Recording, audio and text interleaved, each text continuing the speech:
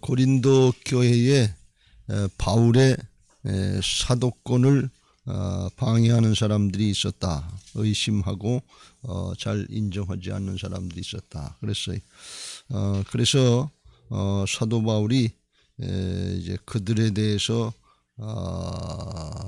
편지를 한 내용이 주로 이제 고린도 후서의 내용이다. 그랬어요.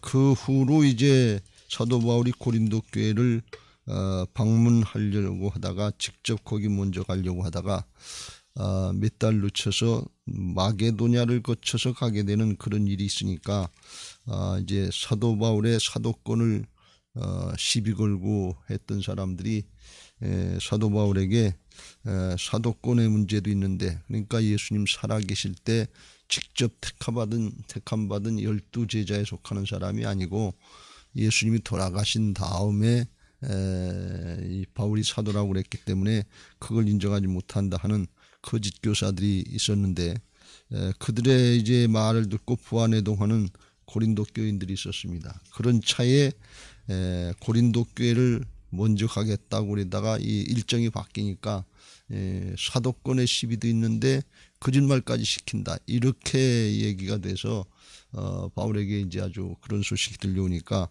심히 이제 마음이 좋지 않았죠. 상했죠. 이제 그래서 직접 가지 않고 이제 그게 조금 늦춘 이유가 뭐냐 하는 것에 대해서 어저께 하나 그 큰 이유를 말씀했는데, 그거는 내가 내 육신의 기분 감정이나 사정 형편을 따라서 오락가락한 것이 아니고 성령께서 인도하시는 대로 그대로 따른 것이다. 그래서 23절 오늘 말씀에 그걸 다시 강조해서 내가 내 목숨을 걸고 하나님을 불러 증언하시게 하노니 그랬어요.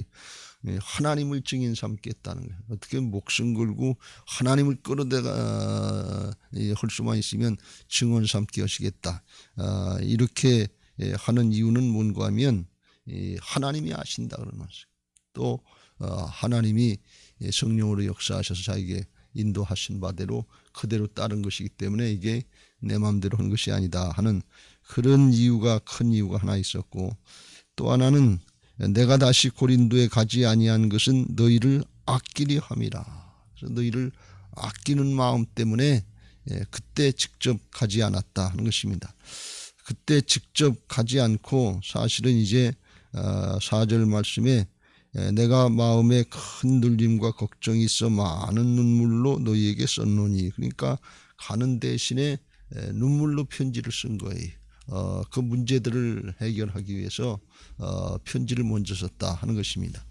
그건 왜 그랬는가 하면 마음이 상했을 때 그때 가서 고린도 교인들 또는 그 대적자들을, 거짓 교사들을 만나서 그걸 갖다가 이제 처리하려고 그러면 그들도 바로 인정을 안 하고 또 핑계대고 정당화시키고 그러면 바울도 감정이 상하고 그들도 인정을 안 하고 그러면 책망하고 또 징벌하고 그러면 피차의 마음이 상할 거다 말이지. 그러면 그게 좋겠느냐. 그래서 너희를 아끼는 마음으로 가지 않았다 하는 그런 말을 하는 것입니다. 이것은 마치 모세가 출애굽 2세대들까지 원망하고 불평하니까 그만 감정이 상해서 하나님의 말씀대로 이제 바위를 명해서 물을 나게 하라고 민수기 10장에 그렇게 하셨는데 그냥 감정이 상하니까, 기분이 상하니까 내리쳤단 말이죠. 과거의 경험도 있고 자기 기분 감정도 좋지 않고, 그러니까 그렇게 했단 말이에요. 그러니까 바울의 마음에도 예를 들면 그 기분 나쁠 때 까닭하면 이제 그렇게 될 수 있으니까 너희를 사랑하고 아끼는 마음으로 안 갔다 이렇게 하면서 그런데 이제 간절한 마음으로 너희들에게 편지를 썼는데 편지를 쓴 이유는 첫째는 여기 나와 있는 것처럼 피차 근심을 피하기 위해서 여기 이제 2절에도 내가 너희를 근심하게 한다면 내가 근심하게 한 자밖에 나를 기쁘게 할 자가 누구냐 그랬고 3절에도 이 근심한다는 건 서로 마음에 고통을 받는다는 것입니다. 그러면 내가 갈 때 너희가 나를 반겨주고 내가 너희를 기뻐하고 서로 피차 기쁨을 나누고 가서 믿음이 얼마나 성장했는지 성숙했는지 서로 격려하고 기뻐하고 감사하고 그래야 될 텐데, 이게 문제 해결하러 가는 것처럼 이렇게 되면 피차 이게 부담이 된다 말이지. 그럴 필요 없다 그런 말씀이에요. 그래서 피차 근심을 피하기 위해서 또는 마음의 상처나 고통을 피하기 위해서 좀 편지를 썼다 그런 말씀이고, 또 하나는 4절 말씀에 보면 그렇게 편지를 쓴 것은 끝에 내가 너희를 향하여 넘치는 사랑이 있음을 너희로 알게 하려 함이라. 이게 사랑이다. 아버지가 부모가 자식을 책망하는 것 같은 편지로다가 고치라고 그리고 깨우쳐주고 책망하는 건데, 이건 넘치는 사랑의 표시였다 하는 것입니다. 사실 그렇습니다. 사랑이 없으면 그럼 얘기할 것도 없지요. 뭐 때문에 얘기하냐. 하나님이 우리를 사랑하시니까 십자가도 지셨지만, 하나님이 우리를 사랑하시니까 우리의 죄도 드러내시고 그리고 깨우쳐 주시기도 하고 회개하라고 하시기도 하고, 믿으면 구원받는다. 말씀대로 따라서 순종해라. 하나님을 경외하라. 이게 다 하시는 이유가 하나님 자신을 위해서 하시는 것이 아니고 우리를 위해서 하시는 것인 것을 믿으시기 바랍니다. 그래서 하나님은 사랑이시기 때문에 사랑의 차원을 하는 거예요. 그러니까 우리는 그 사랑의 심정을 알고 좋은 마음으로 받아야 될 줄로 믿습니다. 특별히 고린도 교회라고 하는 것은 항구 도시였고 음란하고 우상 숭배 많이 하고 그냥 세상에 잡탕의 사람들이 다 모여서 사는 것 같은 그런 곳이었기 때문에 거기다 교회를 세운다고 하는 것은 대단히 힘들고 어려운 일이었어요. 바울과 같이 정말 하나님의 은혜와 능력으로다가 하는 사람이 아니면 교회를 세운다고 하는 건 쉽지 않단 말이지. 어떻게 보면 뭐 사창가에다가 교회를 세우는 거나 마찬가지 같은 그런 모습이었기 때문에 1년 반 동안 거기서 얼마나 애를 쓰면서 교회를 세우기 위해서 했겠냐 말이죠.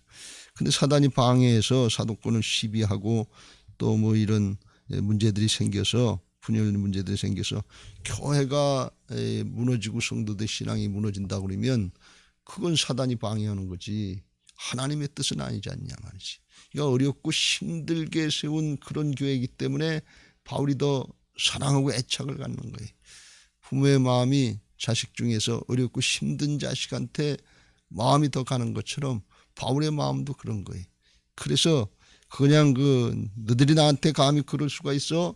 내가 어떻게 그 교회를 세웠는데 너희들 어떻게 해서 깨우쳐주고 하나님의 자녀 삼아주는데 감히 너희들이 나한테 그렇게 할 수가 있어? 대들어? 이런 심정이 아니었다는, 인간적으로 그런 생각이 들었다 할지라도 그거에 앞서서 교회를 생각하고 성도들을 생각하는 넘치는 사랑이 있었다 하는 것입니다. 우리에게 이 은혜가 있어야 될 줄로 믿습니다. 그래서 어떻게 하든지 교회를 세우려고 하는 거예요. 그러니까 바울의 심정은 지금 그의 대적자나 뭐 교직교사들, 부안에도 오는 사람들, 이 사람들을 정리하려고 하는 어떤 그 사람들에게 초점을 맞춘 것이 아니라 교회 전체를 생각하는 거예요. 그로 인해서 교회가 흔들릴 수 있고 교회가 무너질 수 있고 복음이 가려질 수 있고 하는 이 큰 하나님의 차원에서 주님의 차원에서 이 그 문제를 보고서 해결하려고 그랬기 때문에 그냥 즉시 가서 감정대로 사실대로 처리했으면 그 문제는 처리했을는지 모르지만 그로 인해서 교회는 더 상처를 받을 수 있고 흔들릴 수 있으니까 그렇게 하지 않았다 하는 것입니다.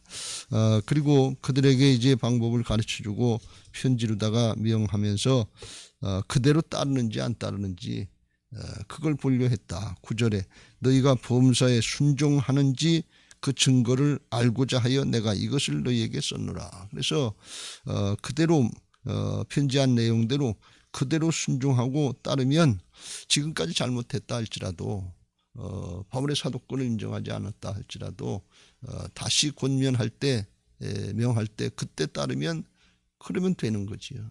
사도권에 시비가 있었다 할지라도 다시 따르는 거니까 마음을 돌이켜서 그럼 사도권의 시비의 문제도 해결되고 이 고린도 교회 분열됐던 문제도 자기들끼리 스스로 이렇게 잘해서 해결하려고 하는 그런 모습이 되는 거예요.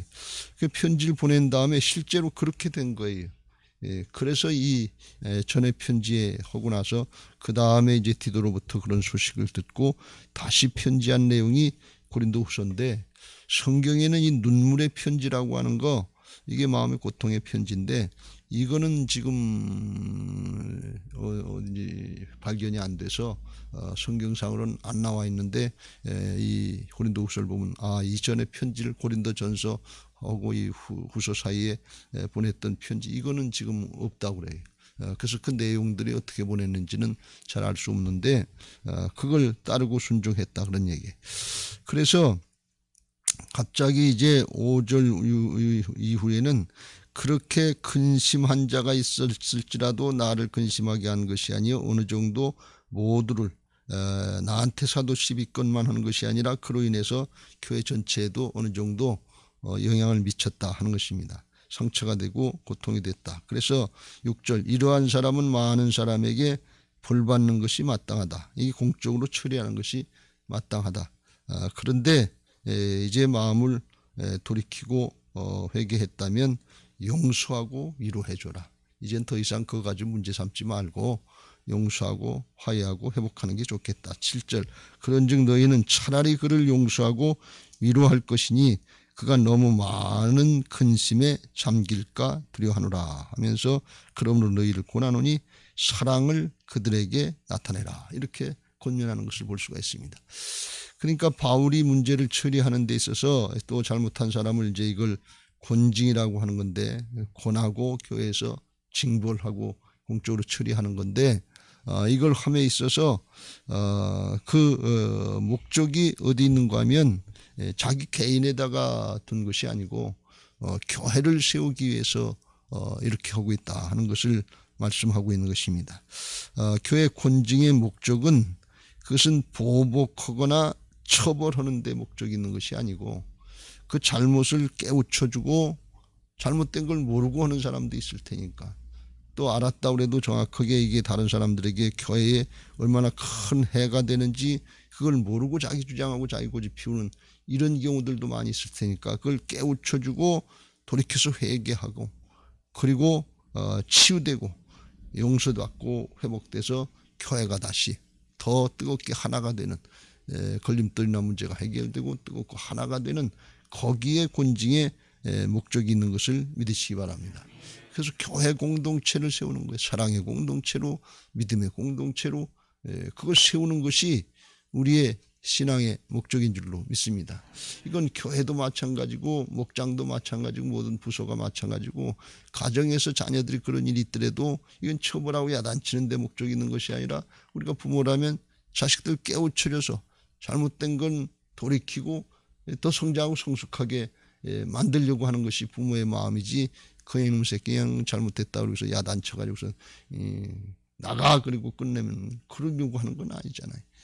그냥 하나 싹 제거해버리면 좋을 것 같지만 그렇지 않단 말이지. 성경에 보면 그런 말씀이 나와요. 알곡과 가라지가 있는데 예수님의 제자들이 그 가라지 뽑아낼까요? 그랬더니 아니다, 그냥 놔둬라. 알곡까지 상할까 두려워함이라면서 끝까지 놔둬라. 나중에 주인이 추수할 때 제거할 테니까 그냥 놔두라는 거예요. 그러니까 우리 생각하고는 다른 거예요. 회개를 하지 않고 끝까지 고집을 하고 하는 건, 이건 공적으로 권증 과정을 통해서 처리하지만 회개할 경우에는 우리가 그걸 받아들이고 용서하고 회복시키는 그런 과정을 가지라, 그런 말씀이. 어떤 게 우선이고 어떤 게 중요한 것인가 하는 것을 잘 깨닫고 우리가 개인보다도 교회 또는 목장 또는 가정, 이 단체 공동체를 위해서 우리가 이를 잘 감당해야 될 줄로 믿습니다. 왜 그렇게 해야 되느냐? 이게 주님의 명령이고 우리가 또 그렇게 은혜를 받았기 때문에 그런 것입니다. 우리도 하나님 앞에 용서받고 은혜 받은 것이 뭘 우리가 잘해서 그랬냐 말이죠. 우리는 뭐 잘한 것만 있어서 용서받고 하나님의 자녀가 되고 하나님의 일꾼이 되고 그리스도의 정결한 신부들이 됐냐 그러니, 그렇지 않아요. 우리들도 하나님 앞에 날마다 잘못하는 게 많고 날마다 내 마음대로 알지 못하고 고집 씌우는 게 얼마나 많냐 그러니, 그런데 주님의 말씀에 잘못했다고 깨닫고 돌이키면 7번까지 용서하리까가 아니라 70번씩 7번이라도 용서해주라. 끝까지 용서해주라는 거예요. 이 뭐 490번 딱 씌어가지고 그만하라는 게 아니고 끝까지 용서해라. 왜? 우리가 주님이 우리를 그렇게 용서해 주셨으니까. 그야말로 주님이 마지막에 십자가를 지시면서 그 고통 가운데 손과 발에 못을 찔리고 상하시면서 그러면서 하신 말씀이 저들을 사하여 주옵소서. 저들이 알지 못하니다. 알지 못하고 예수님을 죽이는데 이용당하고 있다. 사단의 종으로 타고 있다. 그럼에도 불구하고 예수님이 십자가에서 용서하신 것을 보면 우리가 나는 안 되지만 예수님이 우리의 주인 되실 때 어떤 정신 가지고 신앙해야 되는가 하는 것을 깨우쳐주는 줄로 믿습니다. 그걸 깨닫고 그걸 사모했던 스데반은 돌에 맞아 죽어가면서도 저들을 용서하여 주옵소서. 저들이 알지 못하나이다. 예수님이 하셨던 고백을 죽어가면서 스데반이 했는데 그건 스데반이 한 것이 아니라 스데반 안에 와 계신 부활의 영이신 주님께서 스데반을 통해서 마지막 순간 예수님을 따라갈 수 있도록 하나님의 의로 쓰임받을 수 있도록 그렇게 역사하신 줄로 믿습니다. 여러분 이게 복음이에요. 주님이 다 이뤄놓으시고 그렇게 우리를 통해서 하시려고 우리를 통해서 예수님을 나타내는 작은 예수가 다 되게 하시려고 그렇게 부활의 신앙으로 부활의 영으로 우리 안에 오셔서 함께 하시는 줄로 믿습니다. 그래서 선악법으로 내가 주인 돼서 내 생각 내 판단으로다가 판단하고 끝낼 것이 아니고 은혜와 사랑의 법으로 우리가 그렇게 용서받고 용납받았으니까 우리도 그렇게 용서하고 용납하는 은혜와 사랑의 법으로 하려고 하나님 앞에 기도하고 주여 나를 불쌍히 여겨 주옵소서. 나는 안 되지만 그러나 주님은 되시는 줄로 믿습니다. 나를 통해서 역사해 주옵소서.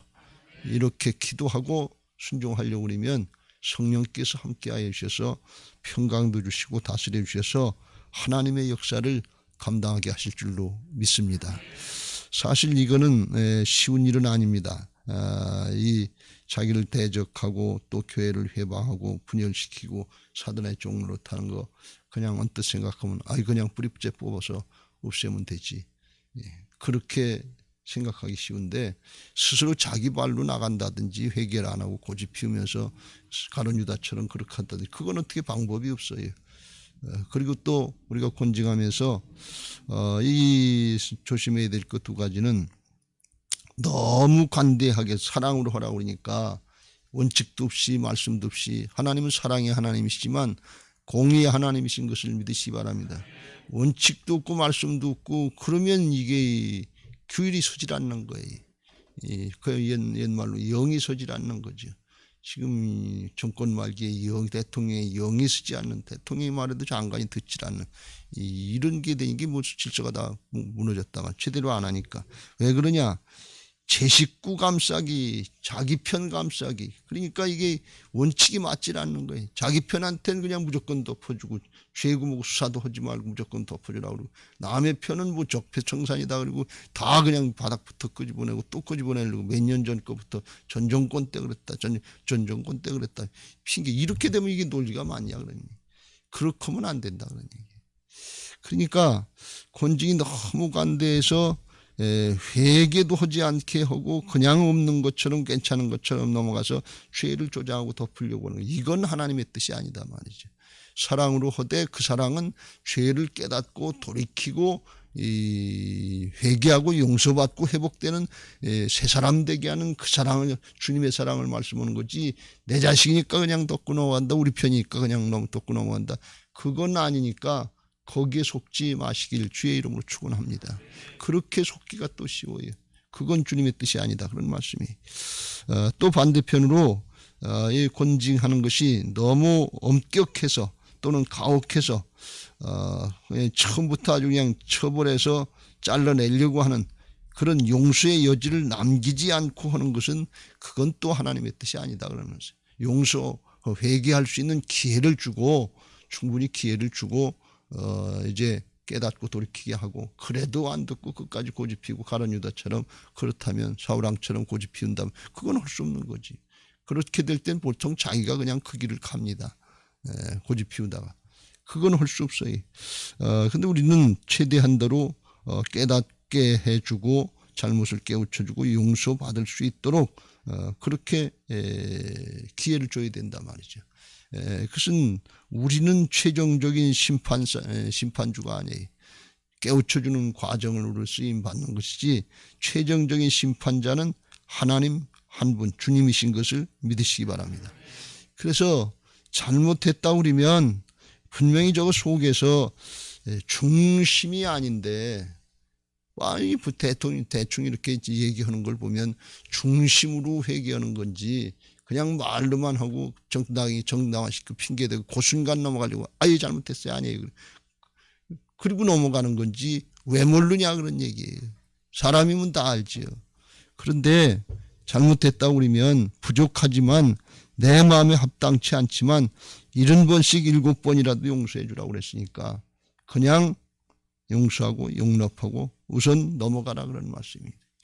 제가 늘 말씀드리는 제가 삼촌 밑에서 훈련을 좀 받았는데 좀 삼촌이 목회할 때 좀 도와드렸는데 편찮으셔. 도와드린 거 그냥 게 아니라 배웠지요. 근데 그분이요 한 말씀 중에 하나가 뭐 잘못했다 그러면 이렇게 해서 잘못됐습니다. 그러면 그냥 그렇게 늘 말씀하세요. 잘못된 거 알았으면 됐다 그래.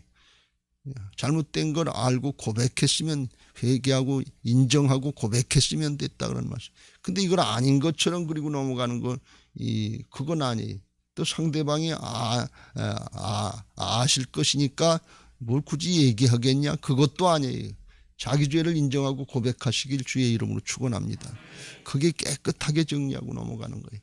그걸 알았으면 됐어. 그리고선 넘어간단 말이지. 근데 가만히 있으면 이게 아는 건지 모르는 건지 회개하는 건지 안 하는 건지 자기 마음엔 아는 것처럼 뭐 안 할 것처럼 그러지만 그거 똑같은 죄가 또 저질러지게 돼요. 이 학생들이 시험 보면 틀린 문제를 또 틀려요. 왜? 정리가 안 됐기 때문에 그래요. 그거 바로 정리해야 될 줄로 믿습니다.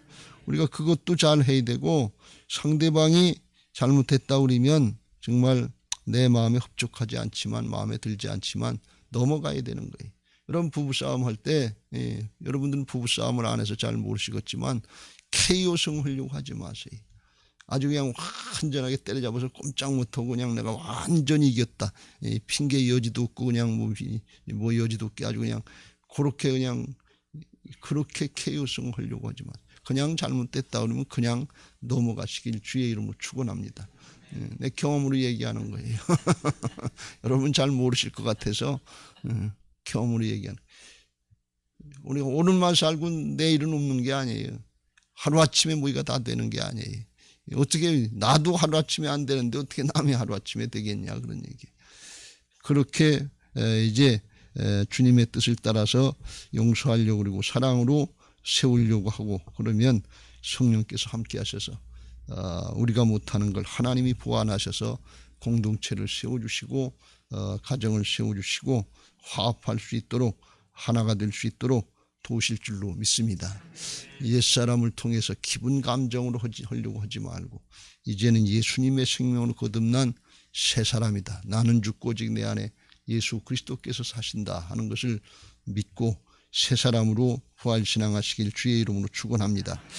오늘 바울이 그걸 자기가 먼저 하면서 너희도 하라 하는 그런 말씀으로 말씀합니다. 10절 너희가 무슨 일이든지 누구를 용서하면 나도 그리하고 내가 만일 용서한 일이 있으면 용서한 그것은 너희를 위하여 그리스도 앞에서 한 것이니 이는 우리로 사탄에게 속지 않게 하려 함이라. 우리가 그의 계책을 잘 안다. 그래서 사도 바울이 사실은 기분이 나쁘면 사도 바울이 제일 나쁘죠. 사도 바울의 약점을 가지고 늘어졌고 사도권의 시비 이건 하나님이 인정하신 건데 사도 바울이 뭐 스스로 내가 사도다 그리고 목숨 걸고 다니면서 복음 전하겠어요. 하나님이 시키셨으니까 목숨 걸고 하는 거지. 그런데 그걸 시비를 거니까 기분이 얼마나 나쁘겠냐 말이지. 더군다나 이건 하나님의 복음을 전도하고 하나님의 생명의 역사를 이루는 사역의 기초가 되는 건데 그걸 흔들려고 그러면 이게 얼마나 괘씸하냐 말이지. 그럼에도 불구하고 하나님이 하시는 역사는 교회를 세우시려고 하는 역사니까 자기 개인적인 문제 감정 때문에 흔들리지 않고 거기에 속지 않고 그걸 회개하고 돌이킨다고 그랬으면 용서하고 이제 회복시킨 교회를 세우는 그런 역사에 나도 용서할 테니까 너희도 용서해라. 그렇지 않고 그냥 놔두면 이게 상처가 되고 용서하지 않고 돌려배기 치면 소위 말해서 애들 붙여놓은 왕따 시키면 그러면 또 분열의 역사가 일어나는 거예요. 그 분열이 일어나면 사단이 그걸 좋아한다 그러니 누가 먼저 사단만 좋은 일을 하는 거예요. 그러면 그렇게 돌려배기 시키고 그냥 에이 너 요놈 잘 됐다 혼 좀 나봐라. 이렇게 하면 내 마음 육신의 내 마음은 조금 좋을런지 모르지만 하나님 앞에는 좋은 게 아니고 교회는 유익하지 않다 그런 말씀. 그래서 자기가 용서하고 너희도 용서해라. 이게 사단에게 속지 않는 방법이다. 그러지. 이건 내가 했으니까 너희도 해라 하는 건 본을 보이기도 했지만 그런 의미만은 아니고 사도 바울이 늘 권면할 때 그 믿음을 갖고 확신을 갖고 할 수 있었던 것은 뭔가 하면 내 안에서 일하신 주님이 너희 안에서도 일할 것이다 말이죠. 이 복음의 보편성, 보편적인 복음의 능력 이걸 꼭 믿으시길 주의 이름으로 축원합니다. 복음 전할 때 그런 마음들이 있어야 돼. 나를 구원하신 주님이 당신도 구원할 거다. 여러분도 구원할 거다. 이 주님이 일하시는 거, 복음의 보편적인 능력 이걸 믿고 해야지 내가 경험해 보니까 이렇다 그러니까 당신들 이거는 말은 되는 것 같아. 선병지원이라서 내가 고통당하고 어려움 당해서 어려움 당해봤으니까 이렇게 안다 그러고 얘기하는 인간적인 논리는 될지 모르지만 영적인 역사는 아니다 말이야. 그런다고 해서 내게 돼 이런 일이었다 그래서 상대방이 꼭 되라는 그런 어떤 보장이 있냐 말이지. 그건 힘든 얘기예요. 잘못하면 교만한 얘기가 되기 쉬웠단 말이죠. 그러니까 그게 아니고 나를 통해서 일하신 나를 변화시키고 바울의 고백처럼 핍박자의 회방자의 폭행자 같은 나 같은 것도 바꿔주신 주님이신데 누구를 못 바꾸시겠냐 그러니 다 된다 말이지. 복음이면 다 됩니다. 이렇게 그 복음의 보편적인 능력 이걸 믿는 거예요. 여러분 이걸 떠나면 자기의가 되기 쉬워요. 그리고 자기 스스로 붙잡혀서 위축당하기 쉽단 말이죠. 이 성경의 말씀을 읽을 때 우리가 아멘 해야 되는 이유가 어디 있는가 하면 복음의 보편적인 능력을 믿기 때문에 바울과 같은 사람이 우리가 어떻게 그렇게 될 수 있겠는가. 다윗처럼 우리가 어떻게 그렇게 할 수 있는가. 다니엘과 사드락과 메삭과 아벳느고처럼 그리 아니하실지라도 하면서 어떻게 용광로 불 속으로 들어갔고 사자굴 속으로 들어갈 수 있겠냐. 그런 말씀 앞에 우리가 어떻게 아멘 할 수 있겠는가. 우리 보면 이게 굉장한 차이가 나는 것 같아서 그렇게 할 수 없다.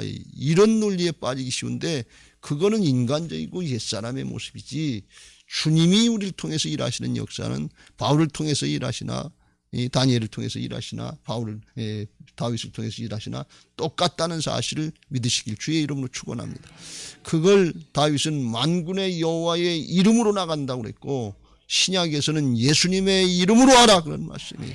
그게 예수님의 이름이에요. 나는 죽고 내 안에 오직 주님께서 살아계셨으니까 이 중신의 이름 아무개 강상로 아무개 집사 아무개 권사 그 이름으로 하지 말고 그거 힘없어요. 사단에게 백발백중 깨져나가요. 그걸로 하는 것이 아니라 예수님의 이름으로 한다는 뜻이 나는 죽고 오직 주님의 뜻을 붙잡고 주님이 하시는 하나님의 의의 역사가 있습니다. 복음은 보편적입니다. 나를 통해서 이루신 역사 우리 자녀들 통해서도 이루실 줄로 믿습니다. 그리고 자녀들 위해서 기도하는 거예요. 그리고 목원들을 위해서 기도하는 거예요. 내가 하는 거 아유 하나님 이거 그 사람은 도저히 안 될 것 같아. 안 되지. 내가 하면 안 되지. 주님이 하시면 될 줄로 믿습니다. 바울의 복음의 권면 복음 전도의 사역 이걸 보면 항상 복음으로 역사하시는 하나님 그게 기초가 된 말씀인 것을 믿으시기 바랍니다. 이걸 여러분이 깨닫고 이걸 받으면 큰 매듭이 풀려요. 신앙하고 사역하면서 아 이거였구나. 괜히 나 중심으로 다 내가 하는 줄 알고 내 경험이 없고 내 돈이 없고 내가 뭐 재주나 능력이 있고 지식이 없어서 못하는 줄 아는데 그러면 하나님은 어디 가셨냐 그런 얘기. 그러다 하나님 제껴놓는 거예요. 뭐 선거하고 출세하고 뭐 다 이루어진 다음에 그때 하겠습니다. 그럼 하나님은 뭐예요? 돈만도 못하고 성공만도 못하고 지식만도 못하고 경험만도 못합니까? 아니에요. 복음이 능력 있는 것을 믿으시기 바랍니다. 복음을 통해서 일하시는 살아계신 부활의 주님이 능력 있는 것을 믿으시기 바랍니다. 그 부활신앙으로 하려고 할 때 나도 변화받고 상대방도 변화시키고 하나가 되게 하시는 역사에 쓰임받게 하실 줄로 믿습니다. 우리 모두에게 이 은혜가 있게 되시길 주의 이름으로 축원합니다.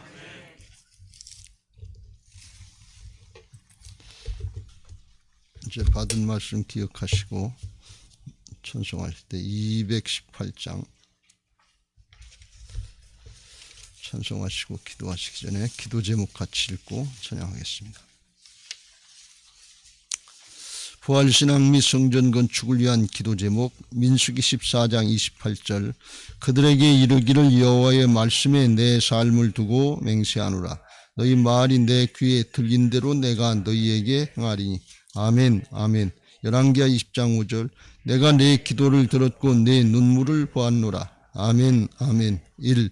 모든 성도들이 부활신앙으로 성령의 전으로 세워지게 하시고 교회의 성전 건축이 하나님의 은혜 가운데 평안하게 이루어지게 하소서. 아멘 아멘. 2. 지역사회와 동네 이웃 주민들에게 사랑으로 봉사하고 섬기는 예배당과 교회가 되게 하소서. 아멘 아멘. 3. 이곳 빨래골 성전에서 하나님의 주권을 인정하는 근원적인 회개를 통하여 우리의 심령을 깨끗하게 씻음받게 하소서. 아멘 아멘. 4. 교회 기초공사가 든든하게 잘 되게 하시고 터파기 공사 기간 중에 주민들의 민원이 발생하지 않도록 도와주소서. 아멘 아멘. 5. 우리 교회 건축이 시작부터 끝까지 하나님께서 주관하셔서 안전하고도 든든하게 세워지게 하소서. 아멘 아멘. 교회 어르신들에게 6. 교회 어르신들에게는 편리하고 편안한 시설과 행복한 예배와 기도의 처소로 세워지게 하소서. 아멘 아멘. 7. 다음 세대들에게는 부활신앙을 계승받고 훈련받는 터전으로 세워지게 하셔서 다음 세대들이 불같이 일어나며 부흥하는 건강한 교회가 되게 하소서. 아멘 아멘. 8. 성전 건축을 위하여 기도와 봉사와 물질로 충성하는 모든 성도들의 가정과 사업장과 직장의 형통의 복을 주소서. 아멘 아멘. 나라와 민족을 위해 기도합니다. 1. 코로나 바이러스 감염증으로 고통과 두려움 속에 하루하루를 보내고 있는 모든 국민들을 지켜주시고 나라와 민족을 위해 온 교회가 하나 되어 기도하는 구국의 영적 용사들이 되게 하여 주시옵소서. 아멘 아멘. 2. 코로나 바이러스의 확산을 막기 위해 노력하고 있는 정부와 관계부처, 의료관계자들에게 새 힘을 더하여 주시고 하나님께서 주시는 지혜와 능력으로 방역과 치료를 잘 감당하게 하여 주시옵소서. 아멘 아멘. 3. 코로나 바이러스로 인한 사회 경제적 어려움이 조속히 해결되게 하시고 어린이와 노약자 등의 사회 취약계층과 소상공인들의 삶을 생명싸개로 안전하게 지켜주시옵소서. 아멘 아멘. 4. 코로나 바이러스로 인하여 각 교회의 사역과 성도들의 신앙생활이 위축되지 않게 하시고 주어진 상황 속에서 최선을 다하여 하나님께 영광 올려드릴 수 있는 담대함을 허락하여 주시옵소서. 아멘 아멘. 5. 신천지를 비롯한 이단 세력의 모략과 침투로부터 주님의 몸된 교회들을 안전하게 지켜주시고 이번 기회를 통해 선한 영혼들을 미혹하는 악한 이단 세력들의 실체가 드러나고 사라지게 하여 주시옵소서. 아멘 아멘. 6. 최근 서울과 수도권 지역에서 감염되고 있는 코로나 바이러스를 성령의 불로 소멸하여 주시고 서울과 수도권 지역의 교회와 성도들을 안전하게 보호하여 주시옵소서. 아멘 아멘. 7. 인권과 평등을 빙자하여 죄악을 합법화하려는 포괄적 차별금지법이 통과되지 않도록 도와주시옵소서. 양심의 자유, 신앙의 자유, 표현의 자유가 제한되지 않도록 하옵소서. 아멘 아멘. 사순절 감사헌금 박현준 청